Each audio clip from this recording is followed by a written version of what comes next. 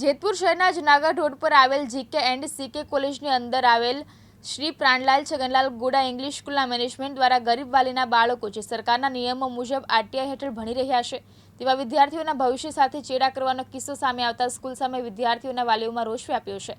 તેમજ school management દ્વારા વહાલા દવલાની નીતિ જેતપુર મામલતદારને આવેદનપત્ર પાઠવવામાં આવ્યું હતું।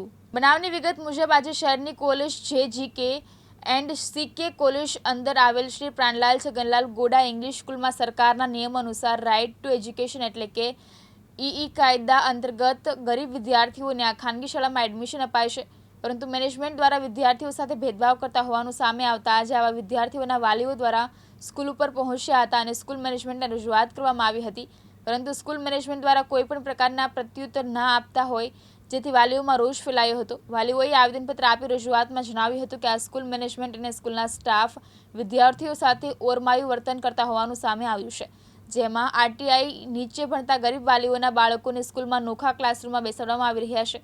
તેમજ સ્કૂલમાં ફી ભરતા વિદ્યાર્થીઓને ટેબ્લેટમાં સ્માર્ટ અભ્યાસ આપવામાં આવી રહ્યો છે, જ્યારે આરટીઆઈમાં લીધેલ ગરીબ વિદ્યાર્થીઓને પાઠ્યપુસ્તકો પણ અલગ આપવામાં આવતા હોય જેથી આ વિદ્યાર્થીઓને શિક્ષામાં પણ ભેદભાવ રાખવામાં આવી રહ્યું છે, જેથી વિદ્યાર્થીઓના વાલીઓમાં રોષની લાગણી વ્યાપી છે। આ નીતિ દૂર નહીં થાય તો વાલીઓ દ્વારા ઉગ્ર રીતે રજૂઆતો કરવામાં આવે તેવી ચીમકી ઉચ્ચારવામાં આવી હતી। મારું નામ ફળદુ રવિ સૂર્યકાંતભાઈ છે। હું જેતપુરમાં રહું છું। અત્યારે મારી ગર્લ્સનો પીસી ગોડા સ્કૂલમાં આરટી અંતર્ગત હેઠળ એડમિશન મળેલ છે પીસી ગોડામાં। તો અત્યારે અમે આવેદનપત્ર આપવા આવેલ કે આરટીના સ્ટુડન્ટને પીસી ગોડા સ્કૂલમાં અલગથી બેસાડવામાં આવે છે રેગ્યુલર સ્ટુડન્ટની કમ્પેરિઝનમાં। તો એ બાબતે અત્યારે આવેદનપત્ર આપેલ છે।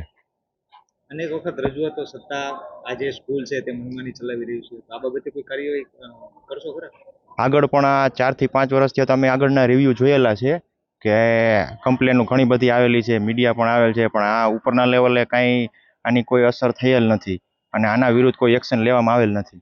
ક્યાંક ને ક્યાંક એમ કહી શકે કે આ ધનાઢ્ય લોકો માટેની જ આ સ્કૂલ હોય છે કે જે નાના માણસો છે એને બાળકો અહીંયા ભણવા માટે તકલીફ ઉઠાવી રહ્યા છે। हाँ, रेग्युलर जी अत्यारे जे स्टूडेंट है बधा कोई उद्योगपति होय मिल मालिक होय एना स्टूडेंट है तो एनी साथे टूंकमां अलग क्लास राखे तो ए भेदभाव ज कहेवाय। तो आ बाबते शुं कार्यवाही करशो?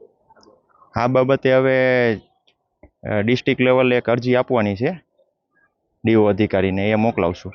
मारुं नाम वाड़ा जयदेव हेमुभाई, जेतपुर में धोराजी रोड पर रहूं छुं।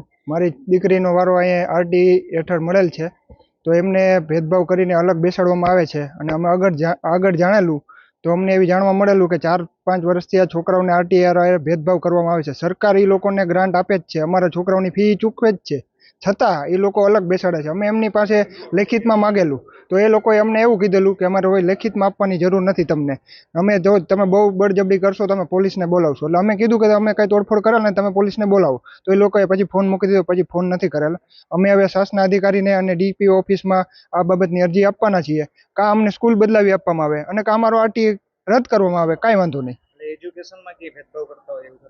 એજ્યુકેશનમાં એ લોકોએ એવું નથી કીધું અમને। અત્યારે અમે એમ પૂછેલું હતું તો એ કે એ તો અમે અમારી રીતે બધાનો સિલેબસ સરખો જ આપશું, અમને આ લોકોને ચોપડા આપવામાં આવે છે આરટીઆઈ વાળાને અને ઓલા લોકોને ટેબ આપવામાં આવે છે। અમારે રેગ્યુલર વાળા કોઈ તકલીફ નથી, પરંતુ અમારા લોકો કેમ ભેદભાવ કરવામાં આવે છે એ માટે અમે આ કરવામાં આવેલા છે। ભેદભાવ એમ કે આરટીઆઈમાં સરકારી ગ્રાન્ટમાંથી આવેલા છે એની સાથે જ ભેદભાવ? હા, એટલે અમારા ટૂંકમાં સરકારી સ્કૂલમાં ભણતા હોય ને એવી રીતે જ અમારે ભેદભાવ કરવામાં આવે છે। સરકારના છોકરા સરકારી સ્કૂલમાં કેમ ભણતા હોય એ રીતે, અને કેમ કે આ મોટા લોકોની સ્કૂલ છે એટલે અમે તો એવી રીતે છે બધું।